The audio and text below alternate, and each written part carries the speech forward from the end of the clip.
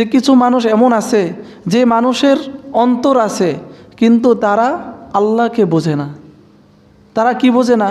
আল্লাহকে বোঝে না, দ্বীনকে বোঝে না। অনেক মানুষ আছে যাদের চোখ আছে, তারা দুনিয়ার সব কিছু দেখে কিন্তু আল্লাহর কুদরত দেখে না। তারা এই চোখ ব্যবহার করে কোরআন দেখে দেখে পড়ে না। দুনিয়ার সব বই পড়ে শেষ করে ফেলেছে কিন্তু সে কোরআন পড়তে পারে না।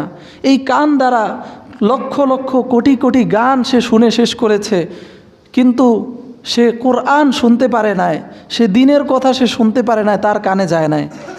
এমন অনেক হাত আছে, আল্লাহ তাআলা হাত দিয়েছেন, এই হাত প্রসারিত করে আল্লাহর রাস্তায় দান করতে পারে নাই।